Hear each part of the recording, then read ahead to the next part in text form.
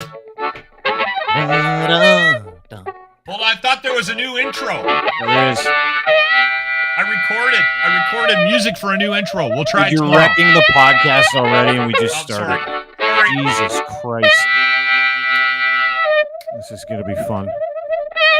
Hi, friends. Welcome to the show. My name is Dean, and the voice you heard in the background chirping me for doing the wrong intro is my very good friend and co-host, Mr. Lachlan Cross, formerly of the radio, now of the internet and the World Wide Web. Yeah, I'm sure you can. Go ahead. Can I make an announcement? 100%. Yeah. Okay. Today's Thursday. We got a really interesting guest on today. We're going to be talking about cults with Breanna Brown, who was in one, born into one. Who was in one? She was for 26 years, dude. Yeah, Jesus.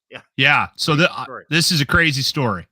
And she's awesome. She's very cool. She's like a butterfly. She's coming out of the cocoon right now. Woof. That's what she's very doing. cool. Very cool young lady. Now, the thing that I think everybody needs to be aware of is that Dean You're an alcoholic? Is a little pissy today. You're in a bad mood. And am I pissy? Yeah. I think I am. Did your girlfriend go home? No. Okay. No, I'm just in a bad mood. I'm just in a bad mood. You know what it was? I got home, haven't seen the kids for a couple of days. Boys, men, get home. You walk in the front door, and they unload, right? You see another one this morning, they unload. And it's like, haven't talked to him. It's like, okay, we got all these problems. We got to update you on all of our problems. And you're like, okay.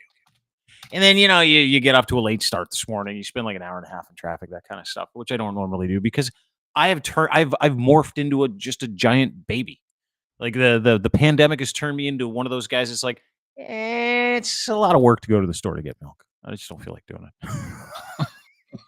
I'm gonna just buy a cow and just keep it in the backyard and get it fresh out of there. I get annoyed by little things now. I'm trying to work on that. It's like a major problem in my life at the point. Thanks for bringing it up. Well, I just want people to be aware of it because they're going to see you treating me quite poorly today, which I'm comfortable with. And I want them to be aware of where that's coming from. Yeah. Like I already know I'm annoying today. my natural being, which you are used to, may push your buttons, and people are going to tune in. I'll tell you what pissed me off. Yelling at law. Like you are tech. We do this like once a month, where like we have a tech issue with a guest, and we're going to introduce our guest coming up. She's lovely. I can't wait to introduce you to her because you need a little bit of this woman in your life. Everybody does. And you're trying to help her with a tech thing. And I'm sitting there smiling at you going, you have no idea what you're talking about. And I'm just waiting for you to be done because you're wasting like 7 minutes of my time trying to go, yeah, what you want to do is sit up straight, turn your head to the side and grab a fork. And I'm like, no, you don't know what you're doing. Anyway, the tinfoil works on the fork when you wrap it and you hold it up. Sure it does. Yeah. No, I'm gonna turn things around. I'm gonna choose my mood.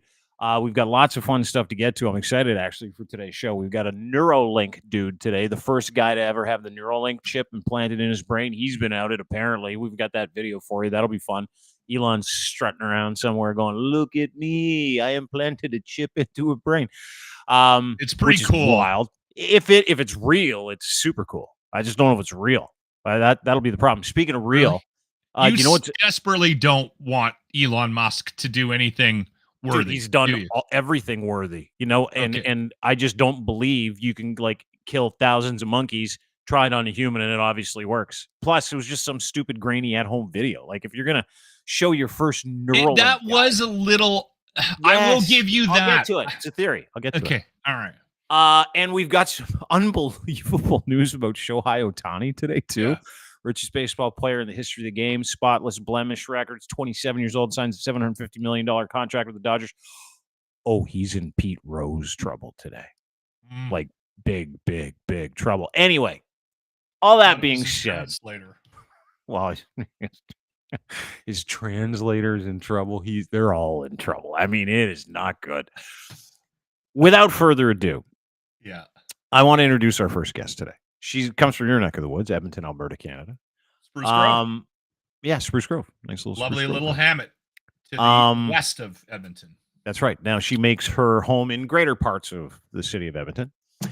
And I came across a tweet this week, as I do. I'm one of them flippers.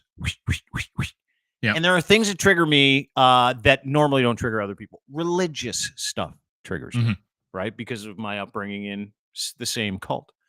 That I've never heard you talk about religion before. This is unique for us. I'm busting my religion cherry right now. Is what I'm doing.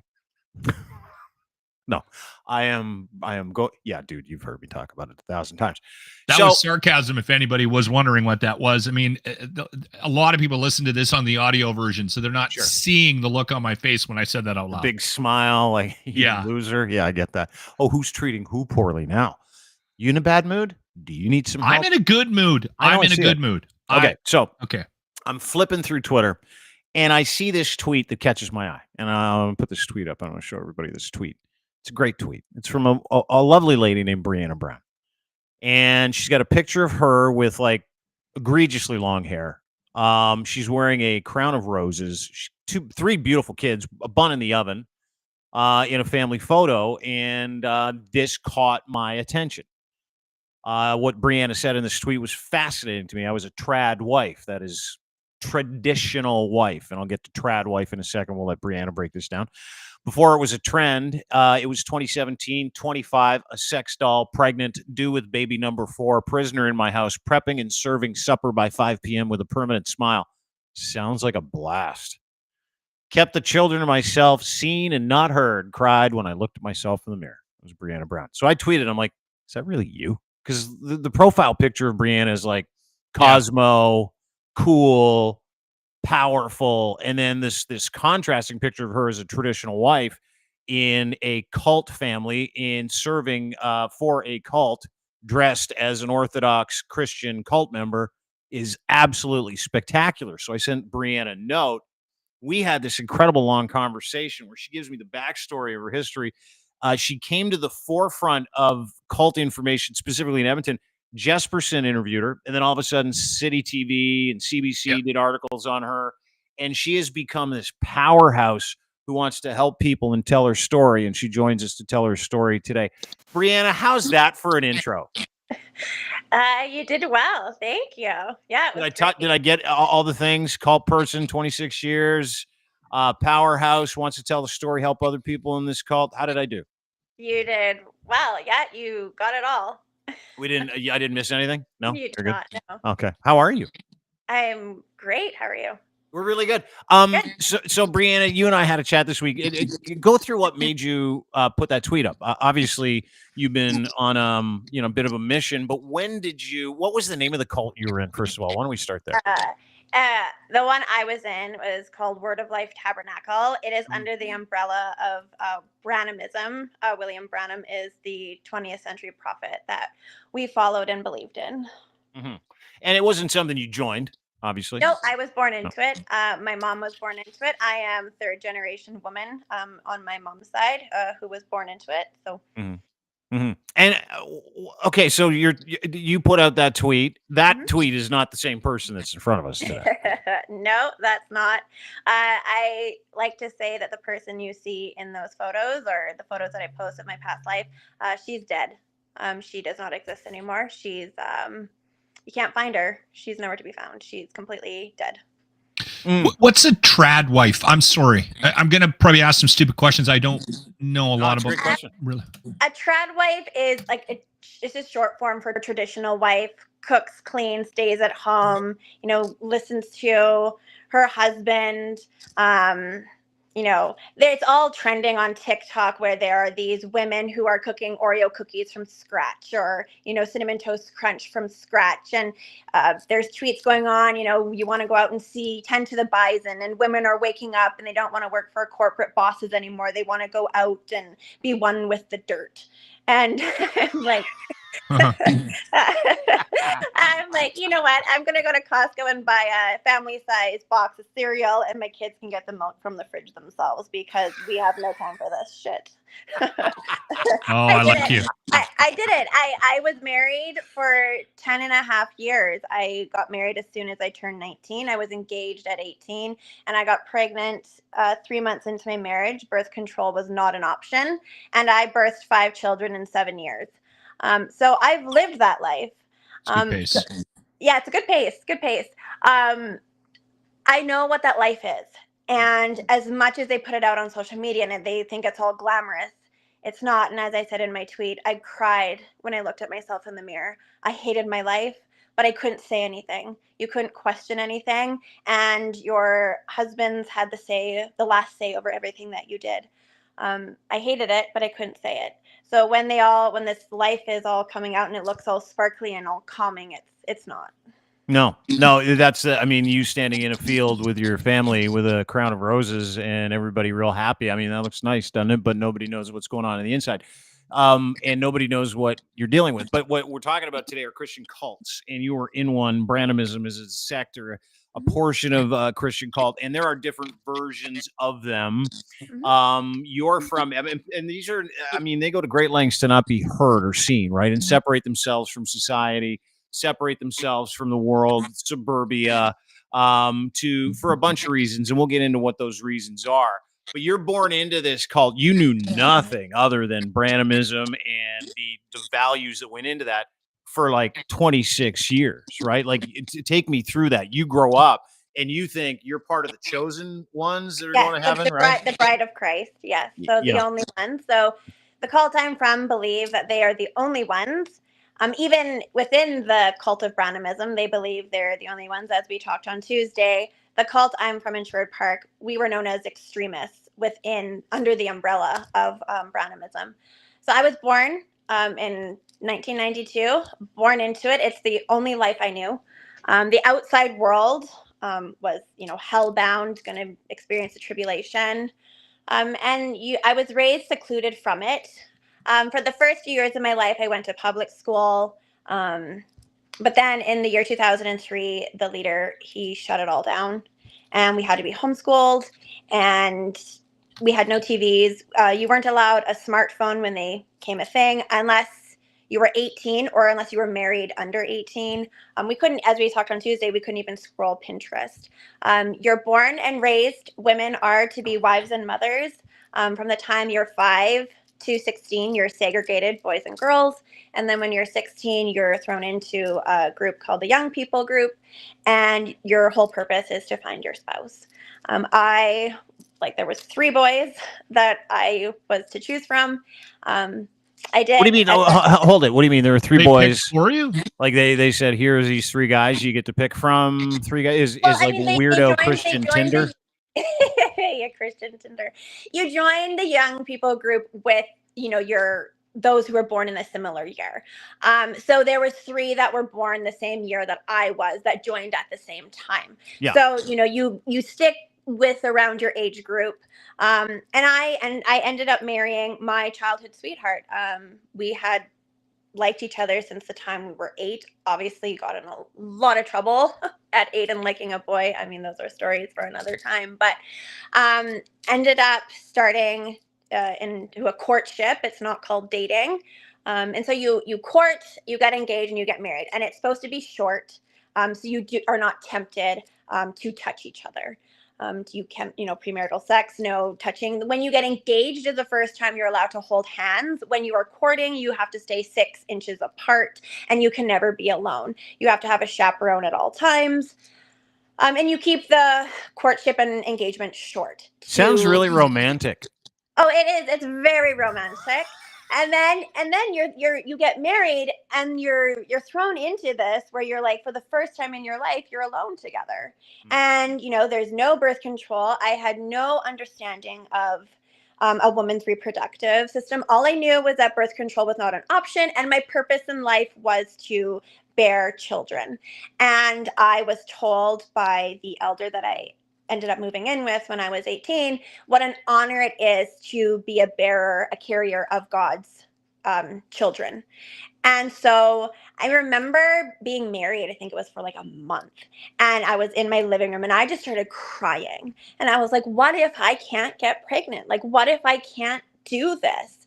And I remember my now ex-husband said, what are you talking about? Like, we've only been married a month. And I was like, but this is my purpose.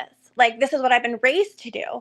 And then I went on to have 5 kids in 7 years, as I said. So there was really no issues. But that was my life. So I became a mom as soon as I turned 20. I was pregnant at 19, had him when I was 20. My oldest is now turning 12 this year. And I have 5. So they're almost, well, I'll just say their ages before their birthdays: 11, 9, 8, 6, and 4. Holy And crap. I am a single mom 24/7 to all 5 of them. I became a single mom 2.5 years ago. And that's what I was raised to do. And I accomplished it. I mean, I've wrote on my blog that my life peaked at 20. So when I was kicked out into this world and started to read that, your life is not even beginning when you're 20, I was like, huh? Like, slightly encouraged. You're slightly encouraged by that news. I was like, my life peaked at 20. Like, what else is new? And I started therapy this year, and she's like, you are a toddler in all of this, in life and everything. She's like, you have so much to cover and learn and experience. So when I thought my life was over, it hadn't even begun. This is fascinating. Man. I have a question. At what point, because you're quite open about the term cult, at what point did you realize what you were in, Breanna? Great question. I would say probably 8 to 10 months after we were kicked out, after I started to educate myself. As I told Dean on Tuesday, my ex-husband received a call on a Wednesday in March of 2018, and we were kicked out with no return. I mean, we could have returned. Why were you kicked out, Breanna? Because of God's love, dude. God's love is unconditional. You got to kick those people out. My ex-husband, I don't want to speak on like his behalf or anything, but there was an incident that happened, and the cult found out about it and said that they don't do fellowship with a wrongdoer. And so we were kicked out. And it wasn't the first time. Like, I had been kicked out once before due to meeting my mom. I met up with my mom once who had been kicked out, and I was thrown under the bus in the cult, and they just said that they didn't know what to do with me, so they had kicked me out for a month before this. So this wasn't my first rodeo, so to speak, when it comes to kick out, but this time it was serious. We were kicked out together, and basically when you want to go back, or if you want to go back, you have to go in begging on your feet. There's a whole group of elders and deacons that are in a room. It is absolutely terrifying.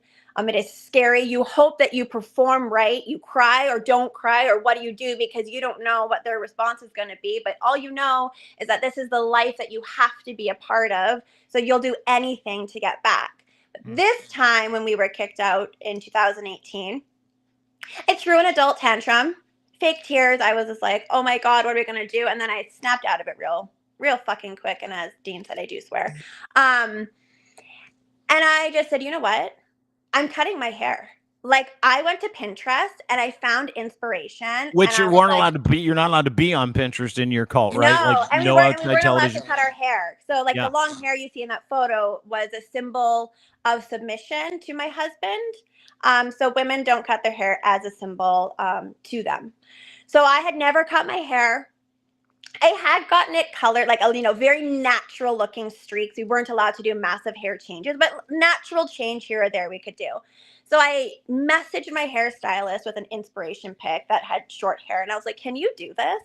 She's like, well, I can, but I'm not, because you can't cut your hair. And I said, no, I'm not a part of it anymore. Like, I want to do this. And then I went to Winners. I had never put jeans on in my entire life. I never shorts, like nothing. This is crazy.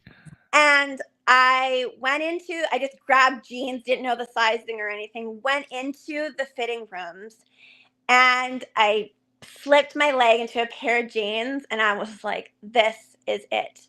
This is the woman that I need to become. And I vowed to myself silently after the tantrum that I was going to, from that moment forward, educate myself in what we were a part of and into what is actually happening in the outside world.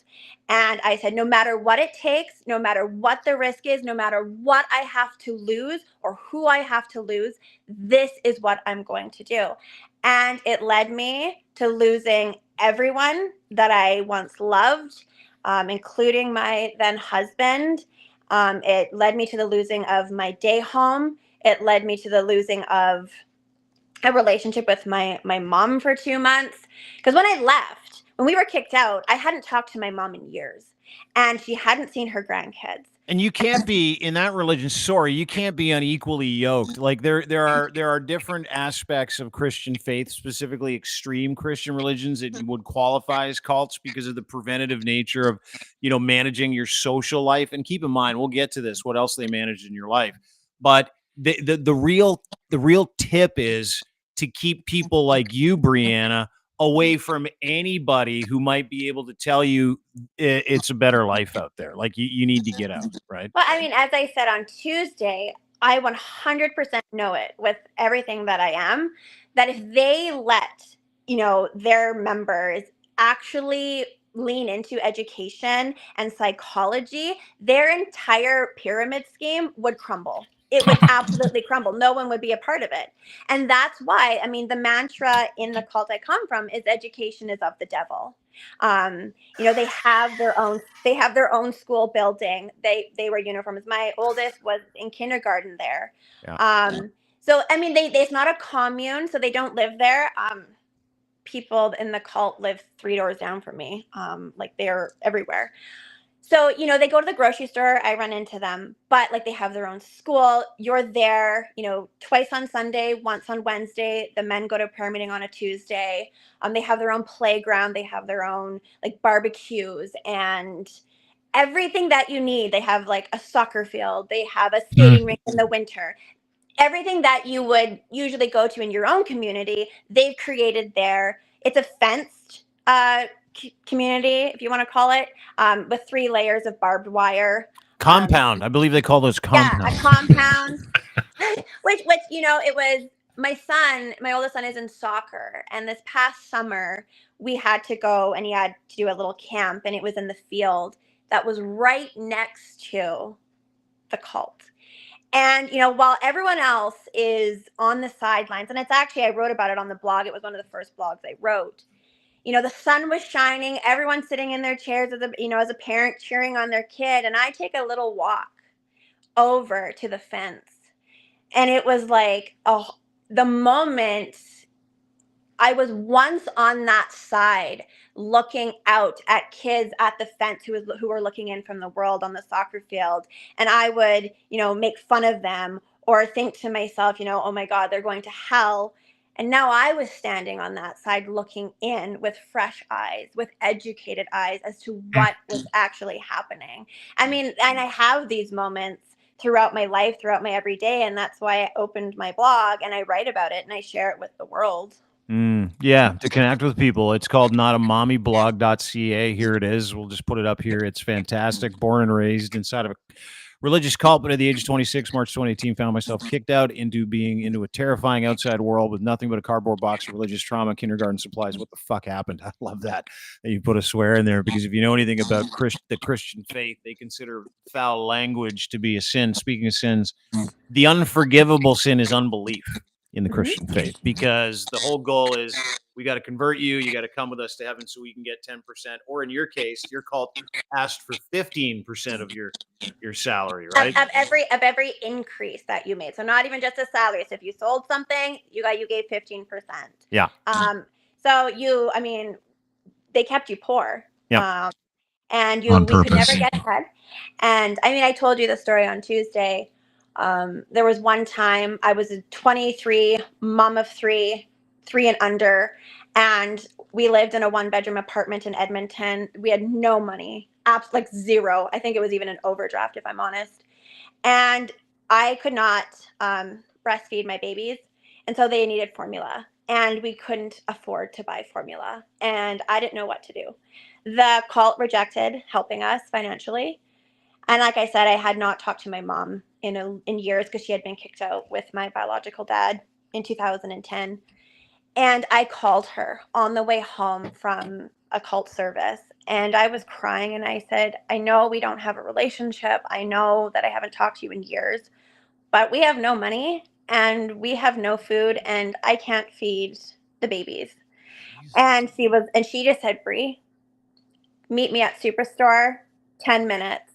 She went and spent like $600 and bought them toys and filled our pantry and fridge and formula. And she promised me from that day forward, she said, I know that you're in the cult. She said, I know all about it because I put you there.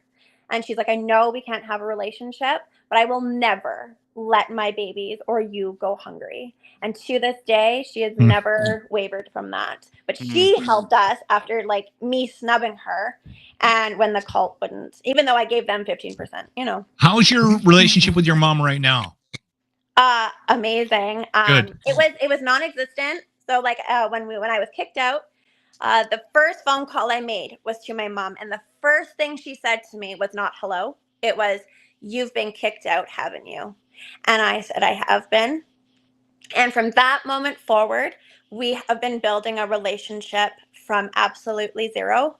It's been 6 years now, and we are closer than ever. We call every morning, maybe even 3 times a day. She loves her grandbabies. I never had my grandparents. I never had a relationship with my extended family because they were all in the world. And so to see my kids have a grandma, and I have a stepdad, my mom's partner, and he never had children of his own, and he's come into our lives and just has taken the role of grandpa to 5. I mean, it's not 1, it's not 2, it's 5. And when he had, you know, retirement planned in BC, and he was like, no, I'm now a grandpa. I'm now a stepdad to you, and this is my life. So our relationship, they live 5 minutes from me. I see them every day, if not every day, if we're busy, but typically every day. And, you know, my mom and I have butted heads along the way. When I started my first blog, she was like, I cannot read it. I have to start therapy because the truth started coming out, and it affected her because she was in the cult double the time I was. And through a lot of conversation, through a lot of boundary making, through a lot of like authentic love, unconditional love, we are at an amazing place. And I don't want to cry. I did my makeup, but I honestly can't do my life without my mom. It's we never got along in the cult. It was my family life. I stayed silent in my family life. Well, you're told to, right? You were, yeah. And no feelings, seen and not heard. So my mom and I didn't have a relationship. I wasn't close with her growing up. And now, I mean, we are closer than ever. We cry together, we laugh together, we get mad at each other. we hang up the phone sometimes, you know, mother and daughter relationship. Natural. And it's just, in 6 years, we've come so far. And I honestly cannot. My mom lost her mom when I was only 5 when my grandma passed away. And my grandpa died when I wasn't even born. My mom was only 16. So I don't know my grandparents. So to see her with her grandbabies is something I will never tire of. She loves them to pieces, and to have this where we couldn't have it in the cult. There's no words to describe how happy and how I don't want to use the word spoiled, but it's just, and I hate the word freedom, but it is grateful. Yeah, I am beyond grateful. Like, grateful just does not seem incredibly grateful, super duper grateful. Yeah, it's just, you know, I love life. When people ask me, you know, when there's so much going on in the world that is awful and, you know, horrific, and I speak out about those things too. But my passion for life is because I survived hell. Can I just pop in here for a second? Yeah. Breanna Brown is her guest. Notamommyblog.ca is the name of her blog. I come from a very similar background as you, not as extreme. Christian and Missionary Alliance, evangelical Christians, Rapture, heads up, 10% tithe, look out, give us all your money. Unforgivable sin is not converting, so the not converted are of the devil. You cannot communicate with them. You can't be unequally yoked, meaning you can't date anybody who is a non-believer. You can't have premarital sex. Your genitals have to be blessed prior to your union, which is also Hold very on. What's strange. that? So they pray slap for it your around, sex life. throw some water on it? They didn't touch my dinger. No? No, they didn't. So like I come from and listen, this is Breanna's story, but I'm identifying with you, and you touched on something, which is that insulated version of yourself that was living this life in a cult, that was supposed to be loving, that was supposed to be, free of the burden common to man in the secular world. It's nothing but bad there, right? All those things. Then you get out of the cult, or in my case, I leave private Christian high school and I go to university, and someone's like, have a cocktail. And you're like, what? Yeah. That bean was born. Hey, let's go. Have a cocktail. Yeah, let's go. Go to the party. Yeah, premarital sex. Not bad. It's actually pretty fun. I quite enjoy it. And then you start, and then there's this moment for people, and yours happened at a different age, but there's a moment where you're like, hey, listen, none of that shit made any sense. And the people in this world are so much nicer than the people in that world. Yeah. And by the way, they don't take my inventory, judge me, and I've got nobody to live up to. And there's no such thing as an unforgivable sin. And they accept me for who I am with all my foibles. And they want to help me, and they want to have a relationship with me. And they want to. And this is the big difference, Mr. Lachlan Cross, and Breanna Brown can attest to this. They want me to enjoy this life experience, not feel like I'm persecuted, or if I'm not persecuted, or if I'm not living oppressed, I'm not doing my job on this earth. You're not condemned. Condemnation was terrifying. I mean, look, I'm even wearing earrings. I'm wearing makeup. I'm not wearing them right now, but I have cat eye glasses. I'm wearing pants. I never wore pants in my entire life. What was it like watching? Can I ask you a question? What was it like watching porn for the first time?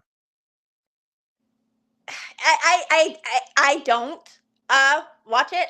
I know you don't, but like because I remember no word of a lie. But if you're talking about movies, with sex scenes, it was terrifying. Yeah, you felt like you were committing a sin watching it, didn't you? You felt like you were. Yeah, I mean, I sought it out on a regular basis. The firsts are terrifying.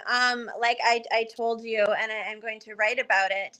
The first time I walked into a movie theater after we were kicked out of the cult, I thought I was going to murder everybody in it because God was going to strike it with a lightning bolt and kill all of us. And it was because I was not a child of God anymore, and I had been kicked out. What movie was it? What movie? It was Deadpool. So I'm that is a great first movie to come right out of the cult. That's a great first movie. You need to write about that, Breanna. I am. And, my title of it is while Ryan Reynolds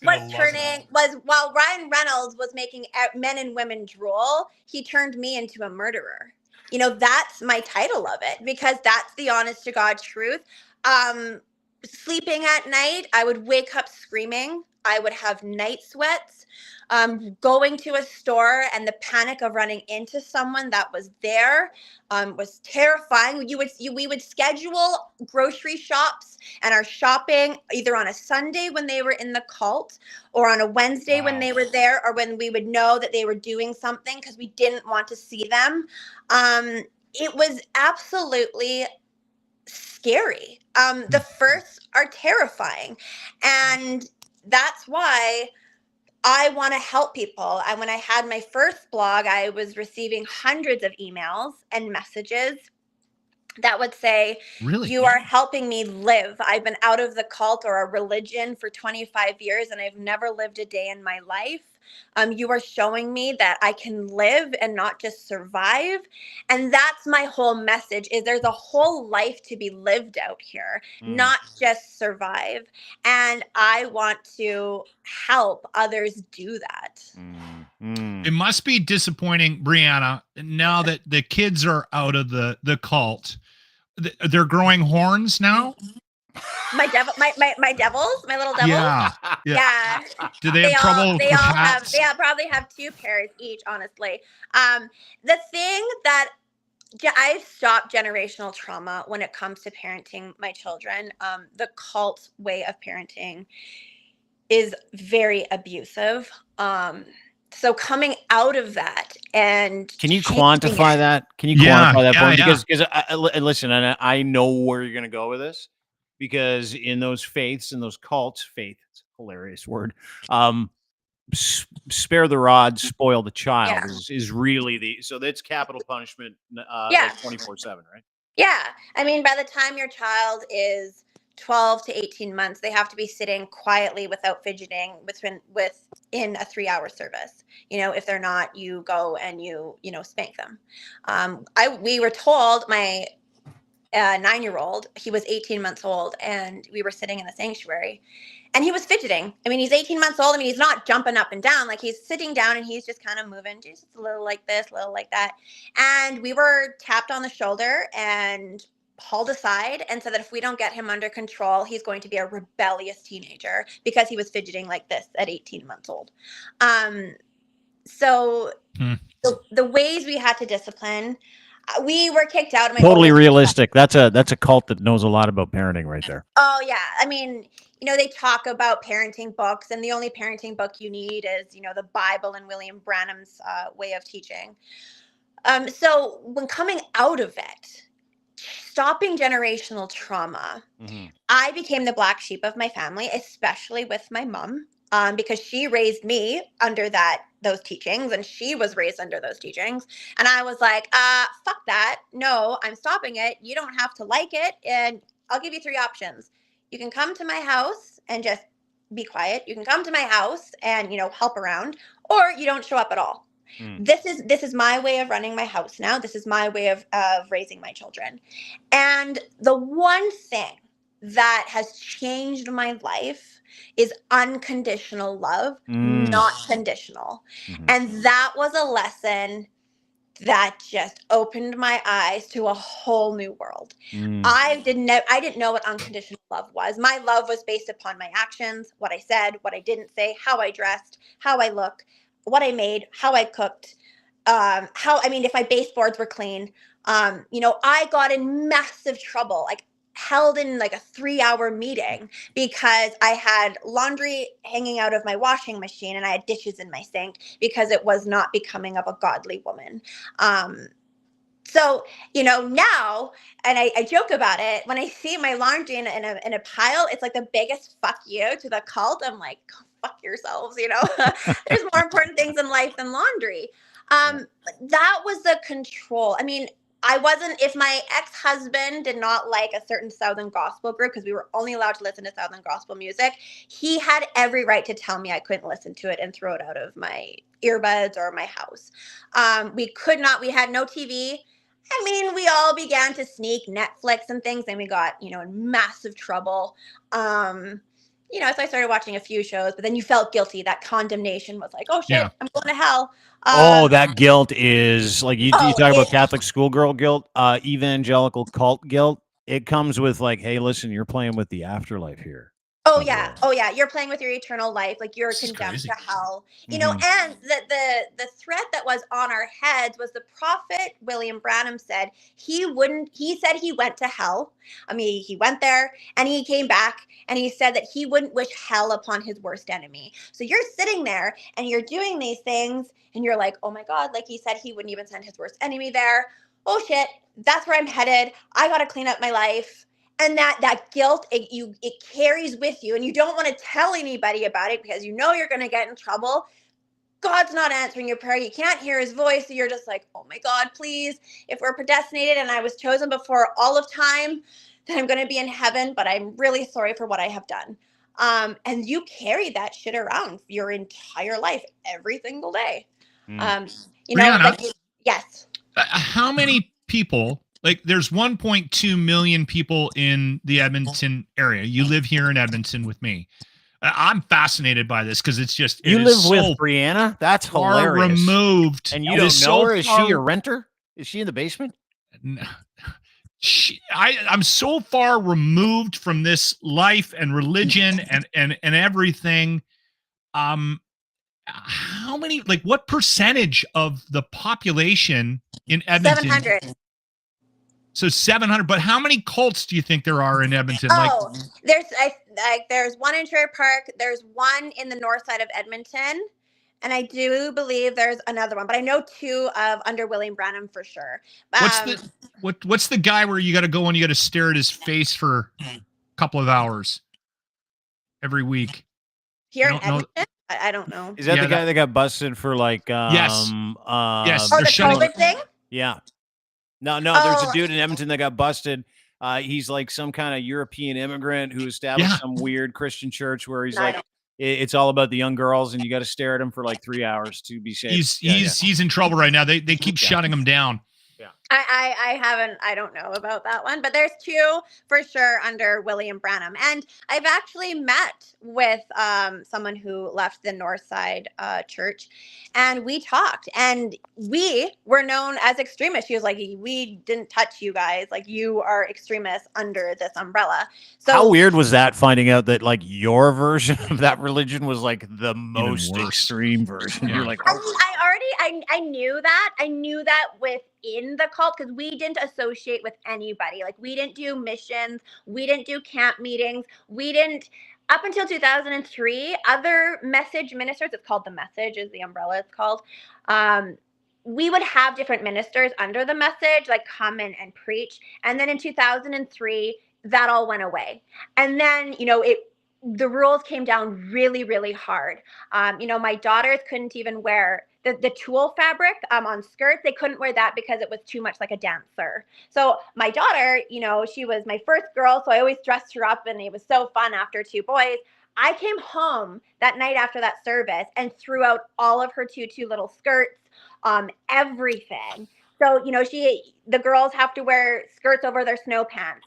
Listen, I don't think I have any photos. I don't have those phones. But when I would go snowboarding, I am a snowboarder, I would wear skirts over my snow pants on the hill. And we would be called flying nuns by people in the outside world. We have to endure this shit. But they told you that was good for you, though, right? Like in the faith, they're like, hey, look, they made fun of me all day on the ski hill because I had to wear like a Quaker dress over my ski outfit, and they're like, that's good for you. They're persecuting you. It's a God, right? Because we had to wear skirts, we couldn't wear pants. So wearing the skirt over the snow pants was of God. So we would just convince ourselves that we were the chosen bride. We knew that we were the only ones, and this is what God wanted of us. We couldn't wear white. We couldn't have white goggles. We couldn't wear white. White has a attitude when it comes to clothing and sport apparel. I know. I was sitting with my stepdad at the recreation center my son was playing soccer. And this gentleman sitting in front of us, as I was telling my stepdad the story, he turned around. He's like, I'm so sorry. He's like, I just need to interrupt you. He said, white is like the most basic of colors. He was like, it has nothing to it. And he was like, I just can't help but laugh at the absurdity of this. And I was like, I know. But when you're in it, you want to do everything you can to make it to heaven. Every time communion came once a month, you'd walk down to drink the wine and eat the bread, and you just think to yourself, I'm a chosen of God. I'm chosen of God. I am chosen of God. Even though I've done some shit in the last week, I still am chosen of God. Yeah, but that shit might be you didn't do the laundry or the dishes. Right. No, that's it. Or you talked back to your husband, or you yelled at your kids, or you turned on the radio in the vehicle. And I remember listening to Lachlan Cross getting in lots of trouble in Edmonton. Yeah, 103.9, would come on, or we would turn it on for 1 or 2 songs, and then I can't do that. It's Southern gospel only. I can't listen to that. So then after we were kicked out, sitting in the van and turning on the radio and just listening to it, I was going to crash. Someone was going to crash into me. God was going to send someone to kill me in their vehicle. Oh, yeah. Oh, yeah. What do you listen to now, Breanna? Have you got a favorite artist that Kelly Clarkson is my all-time fave. I love Kelly. And you haven't spontaneously combusted yet listening to Kelly Clarkson? Good for you. I love music from the 70s and 80s. I love the Eagles. I love the Eagles. I love rock, even modern day rock. I love a bit of emo, everything. I don't hate anything, because I was only allowed to listen to one genre of music my entire life. So now I get to experiment and have an adventure with anything and everything that I want. So I love Kelly. She's probably my top artist. I'm going to Pink this summer, which I'm I know. so excited. I went to Imagine Dragons with my son for his birthday 2 years ago. Like we go to hockey games every now and then. My boys got hockey tickets for Christmas from grandma this year. So we go. We couldn't do sports, right? We couldn't watch sports. That wasn't allowed. You couldn't watch a hockey game. You couldn't watch an Oiler game. No, well, I guess it's on television. You're not allowed to have a TV, right? No, we weren't allowed a TV. Couldn't have video games. I remember my mom got us an N64, like probably Christmas of '99 or something like that. My dad took it back the next day. It was like, hell no. I remember a meeting when the Wii came out. Yeah. I was on the cult, and the leader held a meeting with 18 to 35-year-olds and was like, absolutely not. Like, we are not doing the Wii. Even though it was like exercise, people were just like, we just want it for exercise. He was like, no, because you'll get addicted. And the same as Pinterest, it's endless scrolling. And in that time, you should be doing something edifying to God, right? Cleaning, dishes, cooking. I remember getting in trouble for ordering too much skip the dishes, because I had to be cooking home-cooked meals on the table by 5, smile on my face for the husband, because your husbands have a hard day at work. Not you with the kids. That is your God-given duty, right? You are blessed to take care of the children of God. What an honor. So when he comes home, smile on, children seen and not heard, quiet please, because he needs to de-stress from his day, not your day. Don't talk about, the shit the kids got up to. When he's able to, because he's the discipline, right? He does the disciplining. If it's extreme discipline, the moms do it up until the extreme versions. That's the life that I lived, and no feelings. I'm so grateful. And I tell people all the time, I'm so grateful we were kicked out. It was the best rejection of my life. That day, to see my kids, my oldest was only 5. And all he remembers, he'd be like, Mom, we just had to sit for a very long time and I hated it. He doesn't remember much else. That's and good. I'm so grateful. I'm so fucking grateful for that. My others don't remember a thing. I love, like, my daughter, like, I have this picture that everyone loves of my 5 kids, and my daughter was 7 or 6 in it, and she's wearing a crop top and she's wearing shorts. And I just love that my daughters get to dress how they want to dress, and they're not sexualized. I'm like, if someone sexualizes you, you tell me, because I will fuck them up. Whoop that ass. Yeah. My girls got haircuts 2 weeks ago, and they went in, and I was like, what do you girls want? Like, you pick what you want. My hair was controlled for my entire life, suffered migraines, was so hot, overstimulated, but had no idea what feelings were. So I just had to, suffer through it.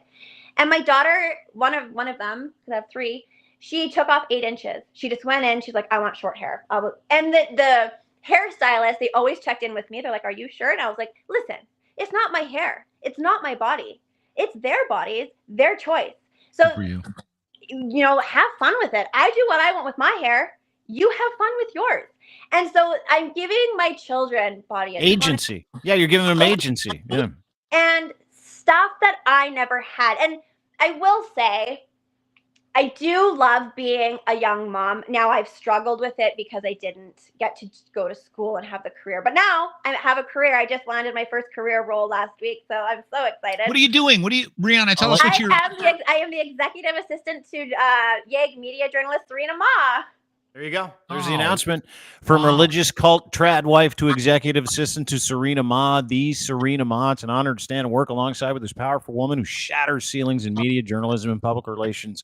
She is making waves of change. So in the last 3-4 years, you've gone from being a trad wife, literally locked in her house, barefoot and pregnant. And pardon the paradox, the Didantic paradox, or the analogy, but I mean, you were a baby mill. You were an abused woman in a baby mill, abused by religion, abused by the familial security of the cult that you were in, and you were a baby mill. And now you're like, fuck that. I'm going to take care of these kids. I'm going to go be a woman. I'm going to go take care of this. The Grey Nuns Hospital, Grey Nuns Hospital calls me a baby making machine. They said that to me after having all my babies. They were like, you are a baby making machine. And I was like, yeah, that's exactly what I am.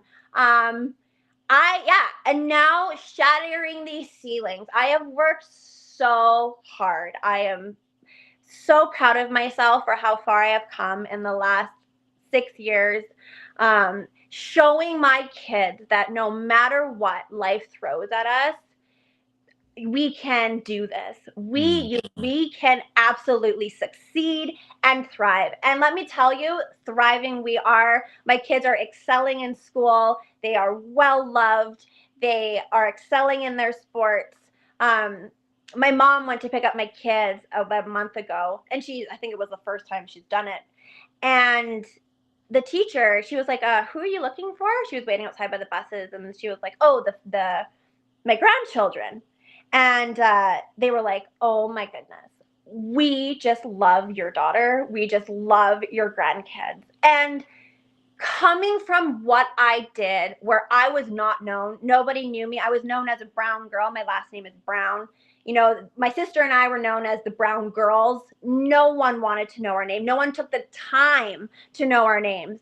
To having my children use their voice, they listen. When I went to parent-teacher meetings, the teachers were like, "Your kids are bursting with ideas. They raise their hands. They're a part of the groups. They are not scared. They're not shy."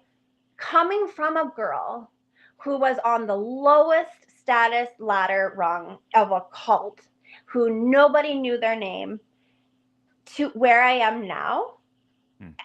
I'll never forget my humble beginnings. I always say to people, I'm like, I'm just Bree. Like, I'm just Bree. I literally at night, I'm vacuuming and mopping and wiping bums. But I've come so far. We've come so far. And my kids have been there with me every step of the way. My oldest, I've grown up with him. He has shown me what true love is.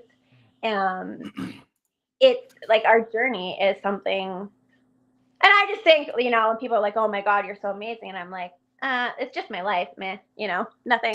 Can I say something, Breanna? I just listen. I don't know you. We've never met. I've heard your story. I live in Edmonton, so I remember when those I saw that interview that you did with CTV, and I was like, I remember seeing that. And I remember when you first got kicked out.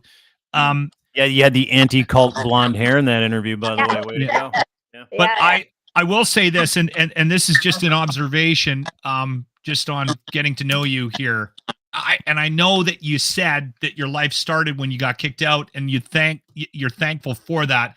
I have a feeling that the type of person that you are and who you have become, there's no way that cult would have been able to contain you, regardless of what the circumstances were. So I just think you're an amazing person, and you sound like an unbelievable mom.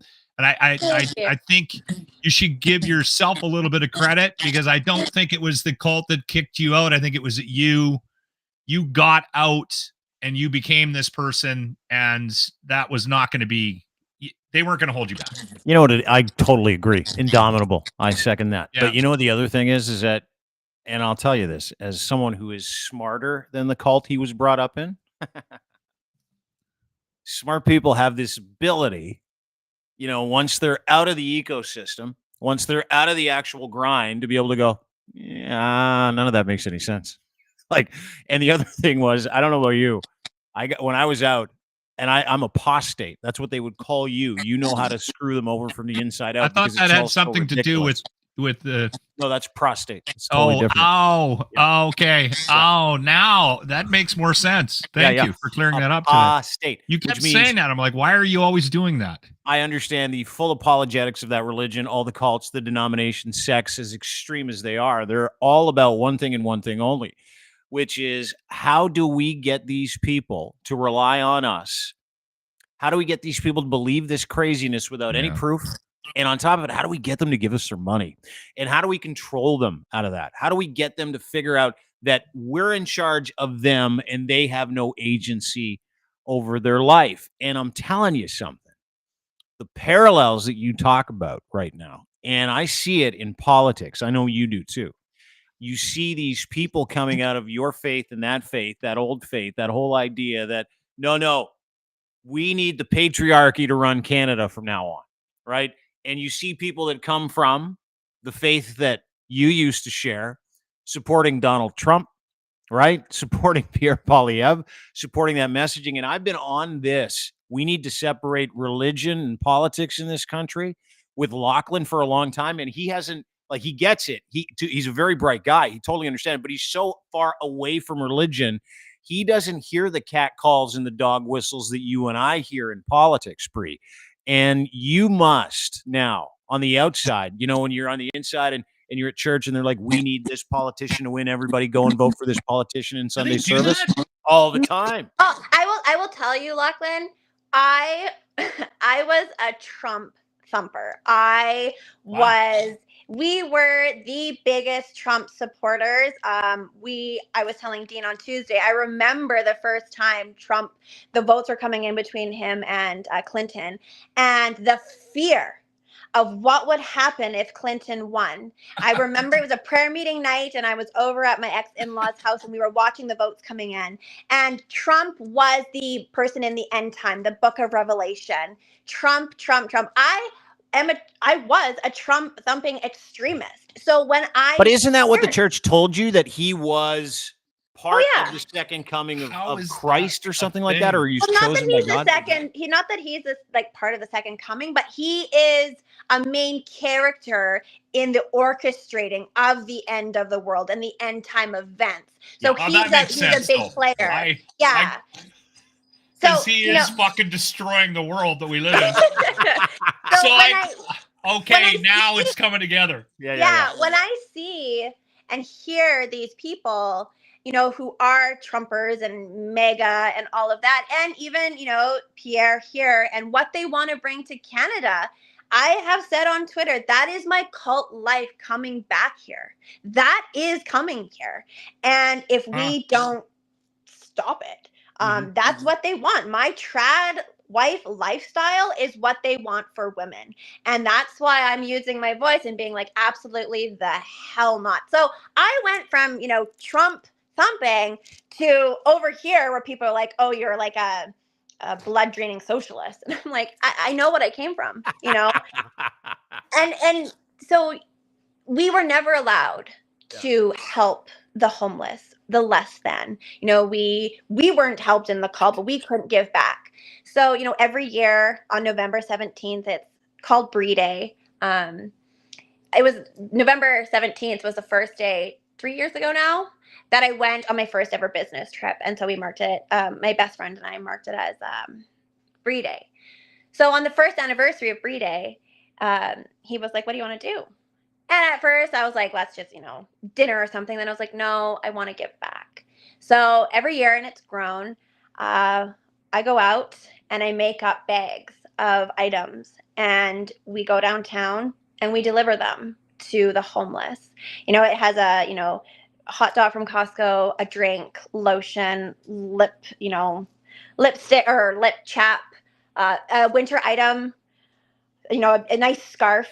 So every year it's getting bigger and bigger. And I remember growing up, driving by, my mom would put up her window and we were scared to walk by them. And now it's like, these are members of our community.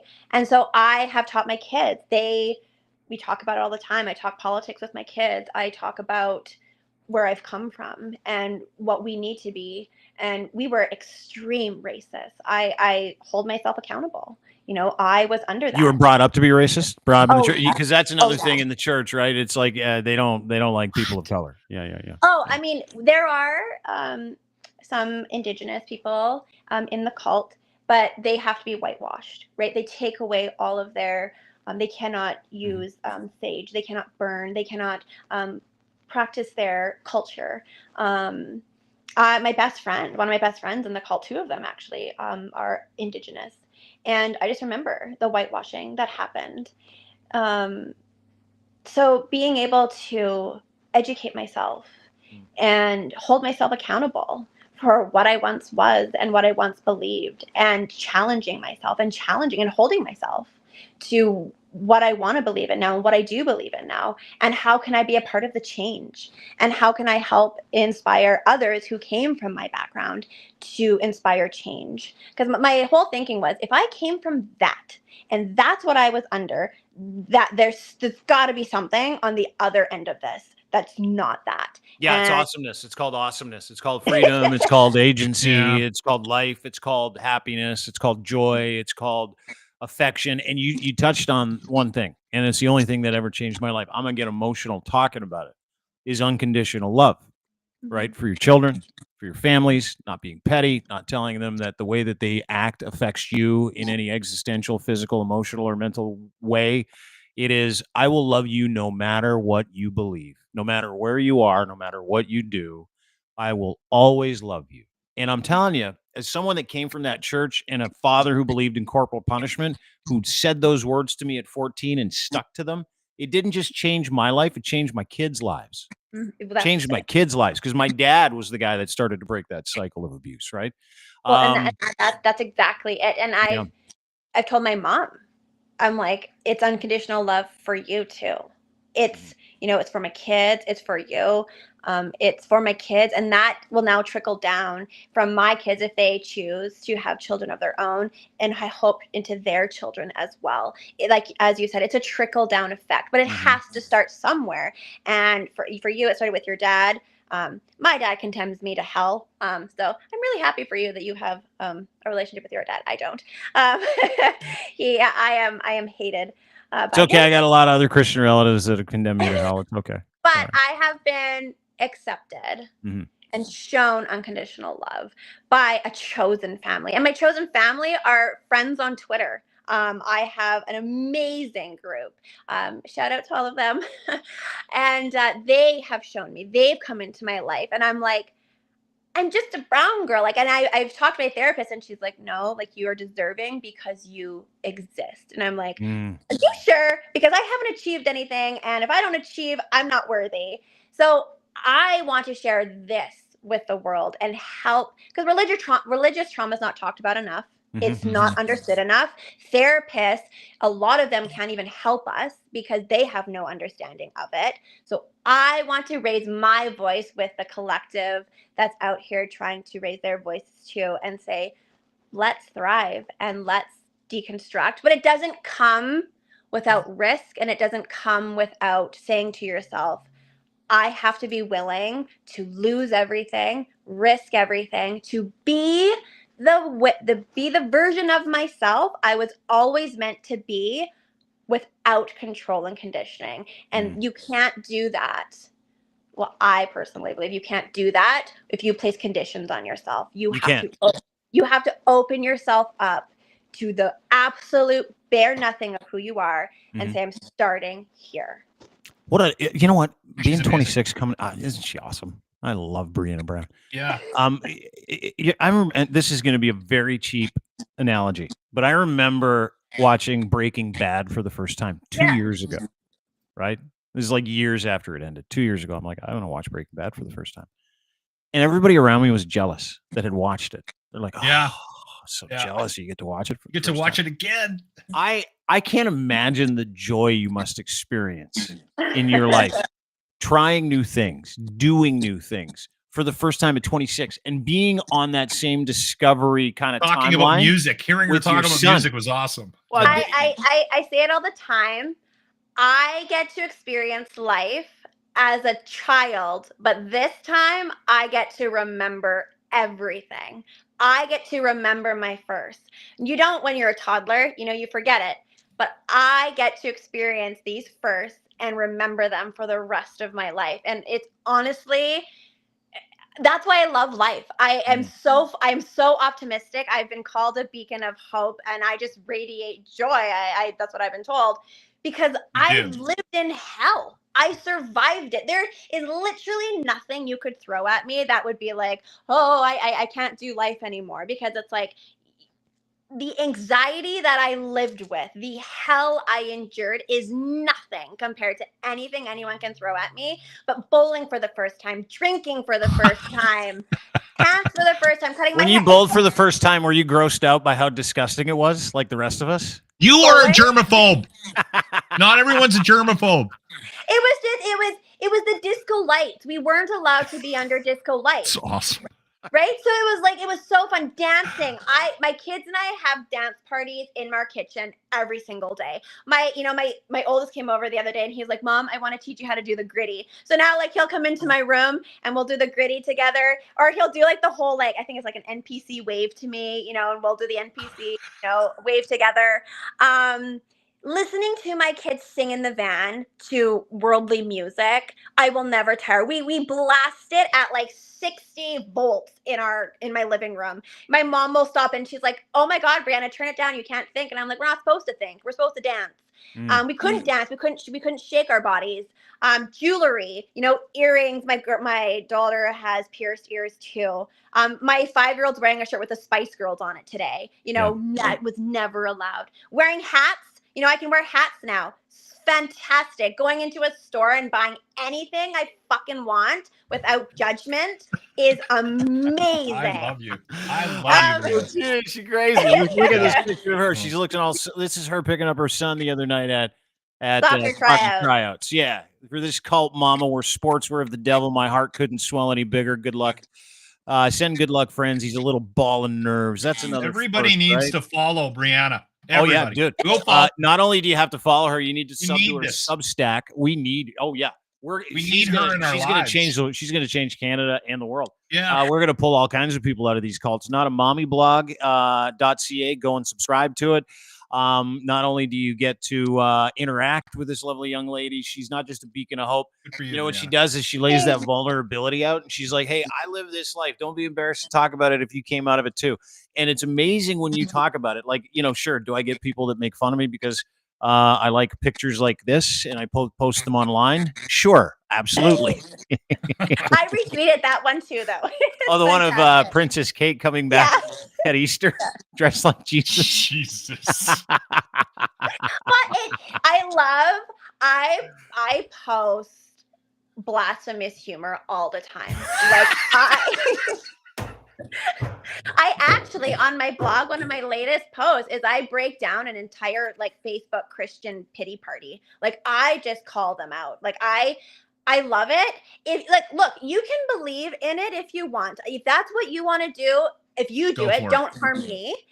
But I have every right to critique it and to post things like Kate coming out, rising from the dead after 3 days.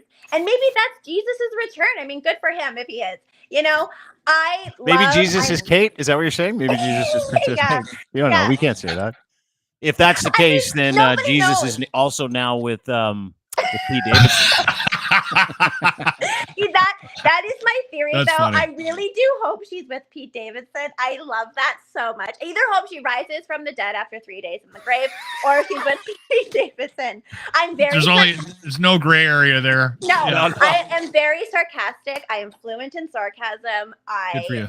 Love posting blasphemous humor. I do too, but I get in trouble for it all the time. Like, I have you heard of the Sexy Jesus calendar? No. Oh man, here it is. Here it is. This is a Sexy Jesus calendar. I post pictures. I post these all the time, and I think it's good. I think Jesus looks great. There he is, shirtless with a couple of fish. There he is in a sweet embrace with another doppelganger Jesus. There's him on a sawhorse making a cross. There's the carpenter. Laying an egg, putting out a burning bush fire, just lounging on the beach. There's him as a lifeguard in the clouds. There's him with a watermelon, him with a fence. And my favorite, that's a little that one. You saucy use that one all the time. I do, yeah. I've used that one too. Okay, the thing is, my life was controlled by this belief for 26 years. Yeah, correct. My life was, like I said, I cried in the mirror every night. I questioned myself. I hated who I was. And I would look at myself in the mirror with tears in my eyes. And I knew deep down, I was like, who you see is not who we are. Like this girl inside is not who's in the mirror. I don't know how we're going to get to her. I don't know how it's going to come to be, but who you are right now is not who you are. And so that whole belief, Jesus Christ, and I endured abuse at the hand of it. I was under it for 26 years, and then a whole other year after that struggling with my belief and all of that. So I will post blasphemous humor when it comes to it, because I'll do it for you. I'll do it for you and with you. There you go. Yeah. And so that's my kids, you know, like I said, I will fight for your religion. If you want to believe in it, I will fight for that right for you.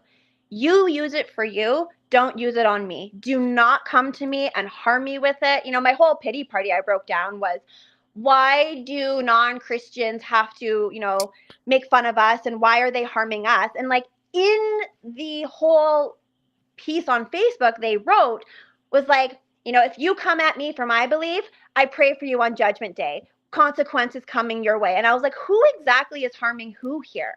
Like, I am for you to believe what you want to believe. Yeah. I'm not harming you, but you are judging me. You are saying that I'm going to burn in the pits of hell if I don't believe. You are saying I'm going to suffer consequence. I'm going to suffer on Judgment Day. So who exactly is harming who here? Yeah. It's not, I'm not harming you.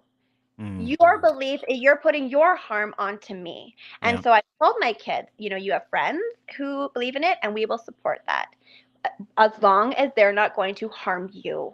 You know, and if you are happy and let me live my life, I'm happy to let you live your life. You know, that's what I want for the world, is like, live how you want. And that's, you know, feminism is, if you want to be a trad wife, be a trad wife. If that is what you want to do, 100%, as long as you're not being abused, as long as your eyes are wide open, as long as it's your choice. It wasn't my choice. That's the difference. My choice is to be a career woman as a single mom of 5. And I'm cheating. And I am, as I said on Instagram yesterday, I am kicking motherfucking ass. I was just hired by Serena Ma. I have a very successful blog that continues to grow. I have 5 amazing kids that I'm raising on my own and that are incredible. I am kicking motherfucking ass. And all these people that come at me and say, statistics show kids of single moms and you should be this, and I just say, go fuck yourselves, because I am achieving, I am succeeding, and it's not stopping now. It's just, we're just going to continue to succeed, and my kids see this, and I love it. I love life. I absolutely love life. I'm going to a bar tonight. There you go. You know, girl, go shake it. Yeah. Go shake it. Go feel dangerous. Go feel dangerous tonight. Yeah, go look your best. Go feel dangerous. Go shake it up. Have a couple cocktails, maybe a Prosecco. I don't know what your poison is. You might have a couple of screwdrivers, maybe a mojito. Maybe try an old fashioned. You know why? Because you can. I love whiskey. Whiskey is my thing of choice. Oh, sorry. Old fashioned then. Whiskey and bourbon. An old fashioned, yeah. There's really nothing I'm not a fan of. I'm trying, everything is new. There are things that I haven't tried yet, you know? Everything is new, and I'm open to trying all these new things. Tomorrow I'm going to a cocktail birthday party with a bunch of friends that I've met on Twitter. Like, it's just, my life is so great. I'm going, you know, I was invited to a birthday party beginning of April. I'm going to like the NDP showcase of all of their candidates. You know, my life is just so great. I love it. I love living it. I can't wait to see where it goes. And I want to instill this joy into everybody. Listen, I want you to, and we want to help you. So I'm just happy that you spent an hour with us today to talk about your life and where you came from and where you're going. And where you're going is way more important than where you came from. But where you came from justifies where you're going. Yeah, you did. I've been trying to tell you, religion's terrible. Especially the Abrahamic faith. Especially I needed that positivity. It has nothing to do with my religion or anything. I remember, like, I've had moments where I've been, anyway, like, I've made comments about religion. I have a very vivid memory of saying something on the air one time on my radio show, Breana. And the people that owned the company that I worked for were very, very religious. And the boss came running up to the window and was doing, like, freaking out And I got hauled into an office, and they were like, you can't say things like religion is the plague on humanity on the air. Like they were terrified. And the fear in this person's eyes was like, I was so shocked by it. So I'm coming at this from a very different perspective, because I have no idea how, like, what you went through, because it's never been part of my life. So I'm fascinated by these conversations. People were shocked that it was happening in Sherwood Park, Alberta. Like, it's located right behind the rec center here called Millennium Place. Like, it's right. And it's not a small church. 700 people is a fucking big church. It's a big one. You know, people were like, are you sure this isn't in the States? You know, it's not in a compound. It's not, you know, off to the side. I'm like, no, it's in the middle of suburbia. Right under everyone's nose. Like, it's happening right here. And people were shocked. Like, they were like, there's no way. And I'm like, no, it's in your backyards, people. It's right here. When you are sitting there watching your kid play hockey or kick a soccer ball, there are kids behind there enduring what I went through. That is what's happening. And that's why I say, like, cults are everywhere. It's not just on a screen and someone sharing a cult story that's happening in Utah. It's happening in Sherwood Park, Alberta. It's happening in Edmonton, Alberta. It's happening in big cities. And that's why I'm raising awareness with it. And, you know, as you were saying about your boss, you know, you can't do that with religion. That's where I come in, and I'm just like, like, I speak out about it because I lived it. I know the harm. I'm not afraid to talk about it. I'm a writer. I've done public speaking. I love to do it. And I read a couple of your pieces this morning. Unbelievable writer. Yeah, I'm very impressed. You've got a real skill there, Breanna. Thank you. Can I just kind of feed into that whole thing? You know, I find that to be the grossest part of what we've been brainwashed to accept as unbelievers or non-believers or secular people, is that we're not allowed to talk about religion. We're not allowed to laugh about it. We're not allowed to say, hey, we have a problem with it, and here's why. In any corporate setting, to your point, any public setting, like, I have been reamed by business partners going, you can't post the sexy Jesus stuff online. You'll upset all the Christians. And they need to spend money. And I'm like, no, that's not why you're asking me to stop posting it. You're asking me to stop posting because it offended you, right? And here's the catch, is the reason why they take extreme umbrage is because once you start picking at that scab, you realize there's nothing underneath it. And they don't want anybody knowing that. They don't want anybody knowing that they're abusive ideologies. They don't want anybody knowing about the Breanna Browns of the world, how weird they are, the sinner's prayer, the tithing. They don't want to know about the Ponzi scheme behind it all. They don't want to know that the elders and the deacons of churches are the people that are minting their pockets with money, telling everybody you got to give us your money. It's like Amway for your soul. And so it's the MLM. It is. And it's also, when you're in it and you hear this, or when you're first out of it and someone tells you, like, you were a part of, like, this scheme, it's not easy to take, because, I mean, for my mom, she was in it for over 50 years. Wow. That is half a life. It's a little if you live to 100 of, like, what was I in? Like, are you sure? Like, no, there's no. Is that what kept you going back and kept her going back too? Is the fear of knowing that might be you, right? It's the fear of living, because, like, the whole world, the outside world, has been forced down your throats that it's going to burn. Members there pray for you to die if you leave. You're going to hell. It's a paranoia, to be quite honest. And a lot of people, to find your footing, I wrote about it on one of my blogs. Finding your footing when you come out of a cult is not easy. Like I said, I left with a kindergarten box of supplies from my son's school, and all that we knew in the cult, I knew nothing of the outside world. Absolutely fuck all. So it was 26 years old. I have a box of supplies. I'm a mom of 4. And all of a sudden I'm sitting in my house thinking, what the hell do I do now? What do I do? My whole life was the cult. 3 nights a week. Picnics, weekend plans. You're excommunicated from your entire friend group that you had. You can't call them. You can't talk to them. Where the fuck are you going to go? So for a lot of people, It is to find your footing. You can't. You don't believe in therapy, right? Therapy was told it was of the devil. Well, because it's science and education, right? Education. You're not turning to that. Yeah. So there's one of two options that many of them face. You either go back, begging, as I said, crying, saying you'll never make a mistake again. You promise not to. You promise to give your all. They give you another chance. Or for many, unfortunately, they take their lives. The amount of suicides is very high. And it continues. That's why when I was on Real Talk with Ryan, he asked me, he said, how have you gone from 0 to 100 in literally 60 seconds? Because at that point, I'd only been out for 3 years, I do believe. And it goes back to my vow. My vow to myself, where I said, I don't have one more second to give to this. If this is what I came from, what's on the other side? So I got pregnant with my 5th baby in October. I joined a pregnant online group, and there was a group called Hot Topics, and it was women from around the world. And they would just talk about everything happening from politics to like what's happening in their kitchen to their marriages. And I was very conservative. I was still a Trumper. And I remember like calling out these, lefties and being like, oh my God, you nuts. And then they friended me on Instagram, and I'm still friends with 5 of them today. We've never met in person because they're all around the world.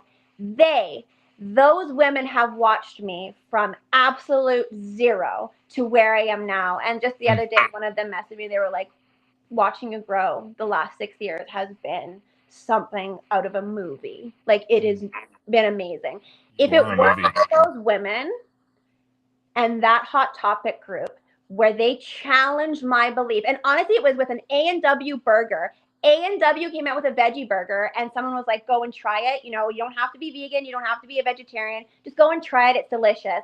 And I replied to her and said, go fuck yourself. I am, meat is on this planet to eat. I'm going to eat meat. I'm not going to eat fake shit. A year later, after I had done more education and deconstructing of myself, I went back to her on the forum. My baby was born at that time. And I said, I apologize. I am so sorry. But that one post changed my life. It was about A&W veggie burger, and the rest is it. Well, I don't. Awesome.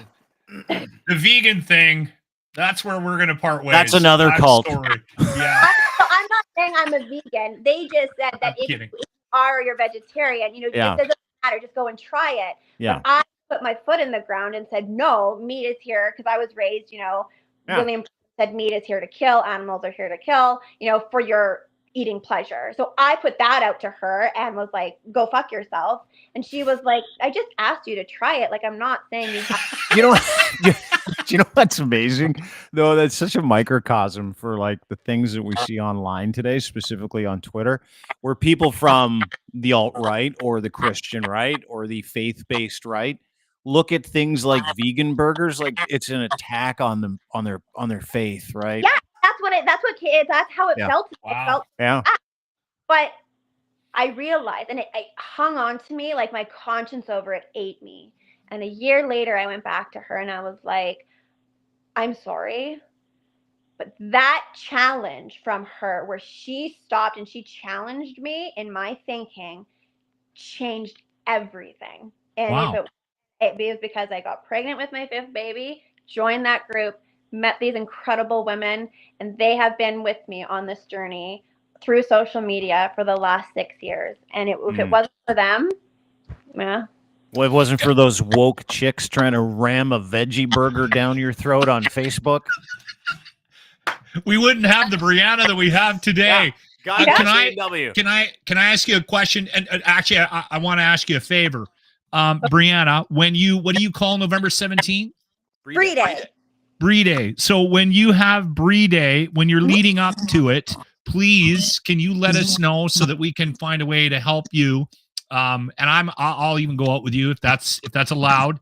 And I'd like to be a part of that. She's not a cult anymore. You're just a human. If she wants to meet you for coffee, maybe this is something she does by herself or just with her kids or something. If Bree Day is open to the public and other people can get involved with your you're helping out the homeless. I would love to be a part of that. Thank you. Yeah, my hope is my best friend and I didn't know where it was going to go, but he's always said it's going to be something someday. So I would love that. Absolutely. The more the merrier, the bigger the better. Awesome. And now with what's happened in Yegg yesterday coming out from our counselors and the Boyle Street and Bissell Center, support for our most vulnerable is needed. So that is greatly appreciated. So when it approaches this year, I will definitely reach out. Thank you. Yeah, you're not going to find a better community-minded guy in your city and a more stand-up individual than Lachlan. And it's funny, you came out of that cult which said we're the chosen ones, we're the better people, and then you realize that they don't feed homeless people, and you run into a guy like Lachlan who's just a guy, right? He's just a guy doing his best, who feels empathy, human empathy for other people. It's really simple to see who the chosen ones really are. Guys like Lachlan, people like you, Breanna, chosen to serve humanity and people, which is what you're doing. I want everybody who's ever struggled. I want everybody who's suffered from any kind of religious trauma. I want anybody who's got PTSD, who's coming out of any of these issues. If you identify with anything Breanna said, I want you to connect with her on her Substack. Okay, we've mentioned it a couple of times. Substack for Breanna Brown is not a mommy blog. You can go and type in your name, give your email address, and it is tremendous. You will get value here because she's an excellent writer as well. And she's super, super honest. Some of her posts are great. Dear me, a letter to my future self. Timing is everything. Without COVID-19, I wouldn't be anything. It's very honest, very raw. This one killed me. There's no greater hate than Christian love. So please go and identify with this young lady. We're all on this journey to get a little bit better, and it's easy for us to point fingers at all those people, but there are a lot of people that we call those people that need the same conversion experience you've had, Breanna. Well, right? And I was one of them. Yeah, that is my truth. I was one of them. I'm who you see today. This socialist, woke, empathetic, generational trauma stopping, kind, veggie burger eating. This woman you see today is not who I was. I was one of them, and that is why I want my story to help them. I want my story to help, even if you are in any way struggling, to say there is hope. When hope is unthinkable, there is hope. And if I can be that beacon for you, I would love to be. My whole initiative from day one in 2020, when I started my first blog, was if it just helps one person, then it's all worth it. And that still holds true to today. So can we have you back on the show? Yeah. Sure. And if you're going to start a podcast, let's do it together. We'll help you with that. I am so busy right now. A podcast. Oh, no, not now. Not now. You get through your business and your day and your breed day and your pub nights and your cocktails and mini skirts and your disco and your hockey games and your concerts. You go enjoy your life.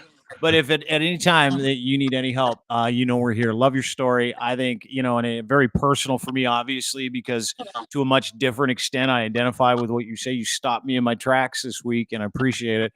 And if we can share this story with more people, we will. But man, oh man, just an absolute pleasure to have you light us up for 90 minutes. Yeah. Thank you. Thank you. Well, I hope I did. And I do have to run and pick up my toddler now. She is done preschool for the day. But it was a pleasure to talk to you both. And if I sparked some joy in your life for the rest of the day and turned your mood around, then I've done my job. You have. You did. You have. I was really pissy to start this show, so thank you. I really appreciate it. Yeah, I was pissy. Well, I hope you're not anymore. And I'm going to enjoy my drinks tonight. And you guys have a good rest of your day. You too. Talk to you soon. Breanna Brown. Notamomyblog.ca. How much of a trip is she? Huh? That was unbelievable. Intense. Yeah. That was intensity in 10 cities, as Mike Myers in Wayne's World says. Live in Budokai. And I'll tell you something, dude. I've been telling you about this for a long time. She's going to change the world that we live in. She is, just by being herself. Dude, what hides behind political rhetoric is what she just ran away from. What hides behind the soccer field in Sherwood Park? A cult. Yeah, I am so disconnected. Does that bug you because you're there? Are you like, holy shit, this is like in suburbia in my hometown? Well, listen, you hear stories, and I'd even heard Brianna's story. Like I said, I saw that news You sent me a clip of something like a news story shortly after she left, or she was kicked out, and they did a story on her. I remember seeing that on TV, probably watching it while I was having dinner. It just doesn't connect with me because, like I said, I have this disconnect with religion. I've always sort of felt I've always had a problem with religion. We don't need to go down that path, but I've always felt I think people need something to believe in. I just don't like the structure of religion and what it does to the humans. Yeah. So just to hear that person's story and to know that there's hundreds of other women in the community that I live in right now that are dealing with what she's dealing with, or that she dealt with, that she's escaped, is just unbelievable to me.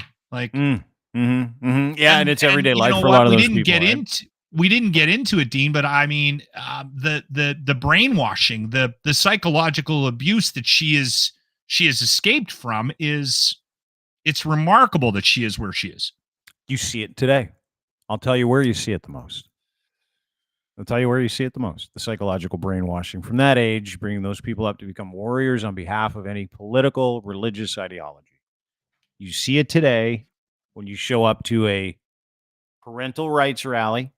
You see it today when you say you don't like trans people and they're mentally ill. That's what hides. That's the fuel that pushes those conversations. It is the lie that is told to these brainwashed people, and you got to go and fight for us out there politically. Now, there are different versions of that in denominations of Christian sects, right? Yeah.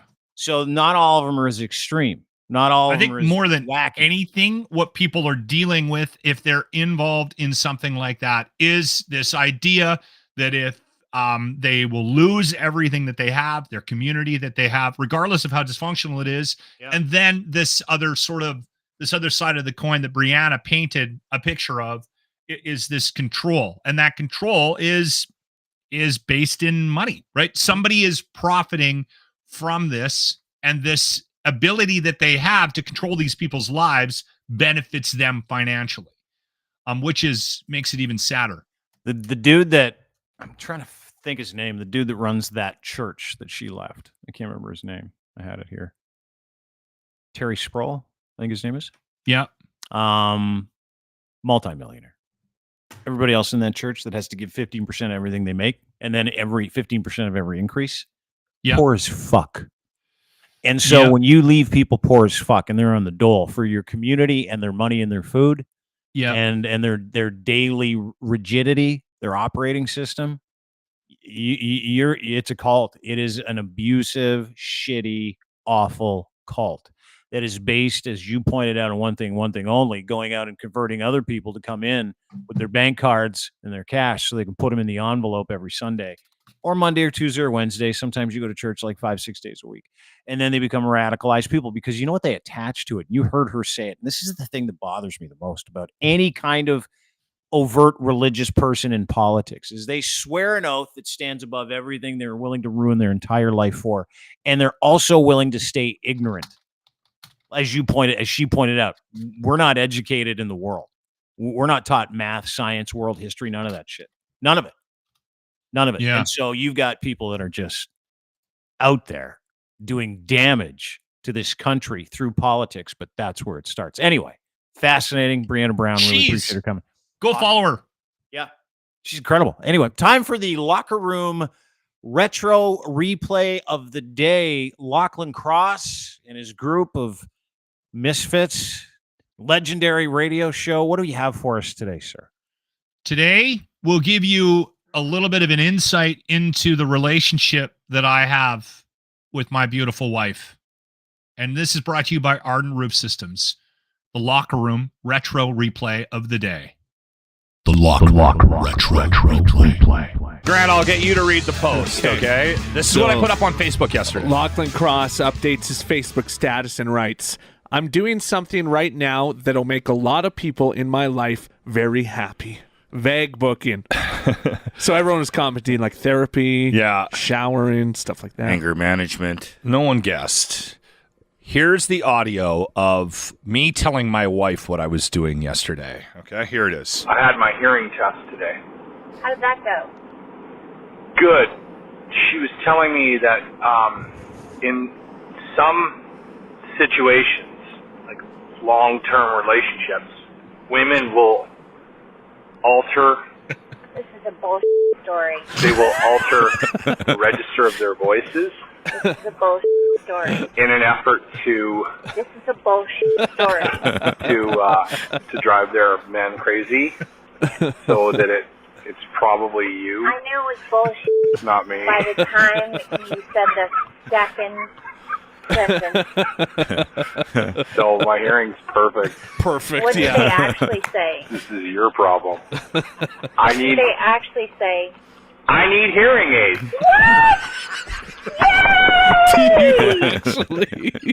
Do you actually? A couple months ago, you tried to tell us you had perfect hearing, and your wife overheard it. She was like, are you kidding me?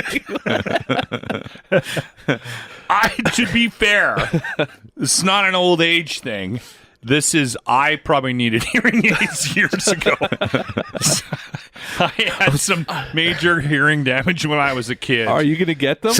No. So is what you're saying is you're not always ignoring us just for the sake of ignoring us. You just can't hear us. No, I can't I know hear a couple signs I can do for you. Don't do that sign Hello. again. You need to learn how to read lips. This is, you guys are gonna love this part. So after she did the hearing test, she started asking me a bunch of questions about my past and asked me if I had ever been diagnosed with ADHD. I was being diagnosed by my hearing technician. I loved her reaction. I love Deb's reaction. That's a bullshit story. She knew right That's away. a bullshit story over and over. Well, of course, she knew it right away. She's like, I just came from the doctor. I started He said it's all your recording fault. too. As soon as we got in the car, I hit record on my phone just to make sure to get a reaction because I was gonna tell her that it was her fault that my hearing was fine. Yeah. No, it's a good thing she's like Here's the 100 thing, times smarter my wife than you. is at work today. Yeah.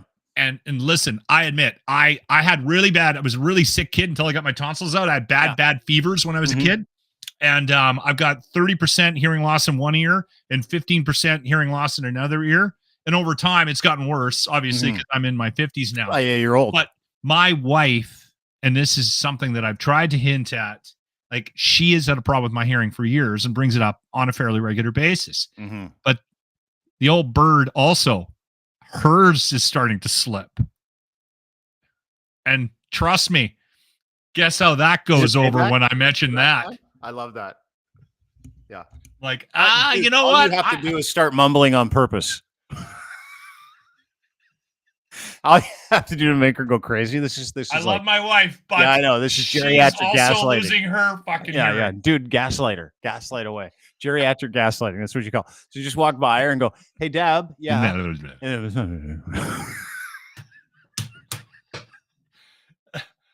Yeah. Why is Locke not here today? Well, hey, Deb. Yeah, honey. I just want. What's that? You can't hear me. You need hearing aids. Look who's going deaf too. I'll let you know how that goes. Yeah, do. I know you won't do it. Oh shit, that's funny. All right, we should sign off because this has been a long one. That was. I'm glad we did that though. I'm glad we did. We've got a couple of shows tomorrow. Obviously, we got one in the morning with your boy Stacy Dissatel, our new friend at Arden Roofing Systems. We're going to talk about his golf tournament. We can talk about you. We'll talk about business. So we'll get to the Shohei Ohtani news tomorrow. Yeah, which is big news. Like it's Pete Rose-esque. Gambling. Also, are you going to watch Roadhouse? The new Roadhouse? It's on Prime tonight. I'm going to watch Roadhouse because Jake Gyllenhaal's in it. My girlfriend was showing me pictures last night. She goes, "He looks great." I'm like, "Doesn't look great. Looks He bad." may have worked out a bit for that role. Yeah, Did you see that? Yeah, so I'm going to watch it on my own. I won't be watching it with her because that'll be embarrassing. But I want to see Conor McGregor full Monty in that thing today. Oh, He's yeah. totally naked. I don't think he shows the hammer from what I heard. Apparently he shows the dink. Yeah. Apparently he shows his wiener. I guess it's he impressive. Hasn't showed it like 1,000 times. Yeah, dude. It must be muggy where they filmed.